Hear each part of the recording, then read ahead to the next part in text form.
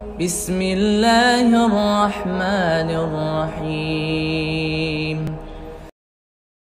اور ایک بات یاد رکھو، بات سے بات نکلتی ہے، یہ جو آج کل کی نئی جنریشن ہے نا لڑکیوں کی، بیان خواتین بھی سنتی ہیں اور پھر بہت طنز کرتی ہیں کہ یہ ہمارے خلاف، جو بات ہے وہ تو کروں گا نا، ساس بھی تو خاتون ہی ہے نا جس کی حمایت میں بات کر رہا ہوں میں۔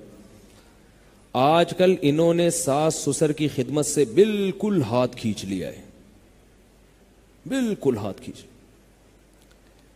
یہ بہت غلط ہے۔ یہ جو مسئلہ بیان کیا جاتا ہے کہ بہو پر ساس سسر کی خدمت واجب نہیں ہے، یہ مسئلہ اس طرح نہیں ہے۔ واجب نہیں ہونے کا مطلب یہ ہے کہ نکاح کا جو ایگریمنٹ ہے، معاہدہ ہے، وہ ایگریمنٹ میں یہ چیز نہیں ہوتی کہ ساس سسر کی خدمت بھی کرے گی۔ یعنی عورت پر لازم ہے کہ وہ شوہر کی خواہش کو پورا کرے، اس کے گھر سے باہر نہ نکلے، اس کو اولاد دے، یہ نکاح کا ایگریمنٹ ہے۔ باقی اخلاقیات بھی تو کوئی چیز ہوتی ہے نا۔ آپ بس میں سفر کر رہے ہوں، کوئی بوڑھا آدمی بیچارہ ہانپتا کانپتا ہوا کھڑا ہوا ہو، اور آپ کو پتا ہے کہ 1-8 گھنٹے کا راستہ ہے، آپ اس کے لیے سیٹ چھوڑو گے کہ نہیں چھوڑو گے؟ یا آپ بولو گے کہ سیٹ کے پیسے چونکہ 50 روپے 20 روپے میں نے دیے ہیں، چلو لمبا سفر ہے، پنڈی جا رہے ہیں آپ، اس میں تو آپ کنڈکٹر سے بولیں گے بھائی تو نے جب سیٹ نہیں تھی تو بوڑھے کو چڑھایا کیوں تو نے، اور ہم کیا پنڈی تک کھڑے ہو کر جائیں؟ وہاں تو بات سمجھ میں آتی ہے۔ آدھے گھنٹے کا سفر ہے، 15 منٹ کا سفر ہے، آپ نے 20 روپے دے دیے، بیٹھ گئے آپ، اب ایک بیچارہ ہانپتا کانپتا ہوا بوڑھا کھڑا ہوا ہے، تو آپ کے لیے سیٹ دینا واجب نہیں ہے اس کو، کیونکہ سیٹ کے پیسے کس نے دیے؟ آپ نے دیے، پہلے آپ آئے ہو۔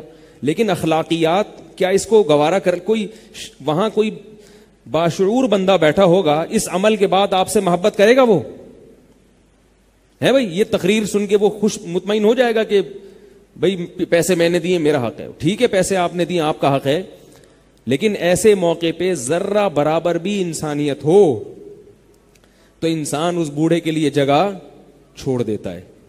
چھوڑتا ہے کہ نہیں چھوڑتا؟ تو یاد رکھو، جب رشتہ قائم ہو گیا میاں بیوی کا، تو عورت کے لیے شوہر جیسے قابل احترام ہے، اس کا باپ اور اس کی ماں بھی قابل احترام ہے۔ ان کا خیال کرنا عورت کی اخلاقی ذمہ داری ہے۔ اگر ان سے وہ تمیز سے بات نہیں کرتی، ان کی خدمت جو ضروری خدمت ہے وہ نہیں کرتی، تو وہ یہ نہیں کہہ سکتی کہ مجھ پہ واجب نہیں ہے۔ ایسے تو پھر شوہر بھی بہت ساری چیزیں، شوہر یہ جو آج کل اتنا خرچہ مرد اپنی بیویوں کو دے رہے ہیں، یہ مردوں پہ واجب تھوڑی ہے۔ میرے پاس خواتین کے فون آتے ہیں نا، نان نفقہ نہیں دیتے ہمارے میاں۔ میں کہتا ہوں صبح ناشتہ ملتا ہے؟ ہاں ملتا ہے۔ دوپہر کھانا ملتا ہے؟ ہاں ملتا ہے۔ رات کھانا ملتا ہے؟ ہاں ملتا ہے۔ سال میں 4 جوڑے بنتے ہیں؟ ہاں وہ تو بن ہی جاتے ہیں۔ تو اور کیا چاہیے؟ کہہ رہے نہیں، وہ جو نان نفقہ ہے، جو نان نفقہ ہے وہ تو مل نہیں رہا۔ تو میں نے کہا یہ کیا ہے؟ میں نے کہا گھر کی سہولت میسر ہے۔ ہاں بھی گھر تو دیا ہوا ہے میاں نے، نان نفقہ نہیں مل رہا۔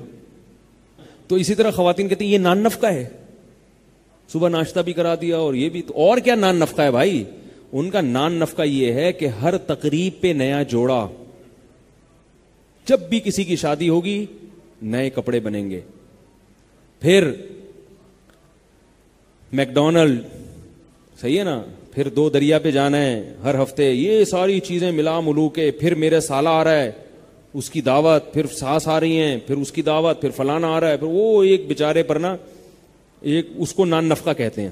باقی یہ کوئی نان نفقہ تھوڑی ہے، یہ تو ویسے ہی کھانا ہے بھائی، یہ تو ضرورت ہے۔ تو بھائی وہ بھی تو اضافی خرچ کر رہا ہے، تو آپ کی بھی ذمہ داری ہے کہ آپ بھی اخلاقیات کے معیار پہ پورا اتریں۔ باقی یہ بڑا گمبھیر مسئلہ ہے کہ میں یک طرفہ بات نہیں کرتا، بعض دفعہ ساس اپنے ساس ہونے کا بھی ناجائز فائدہ اٹھاتی ہیں، وہ ہر وقت ذہنی طور پہ ٹارچر کرتی رہتی ہیں، یہ بھی ہوتا ہے۔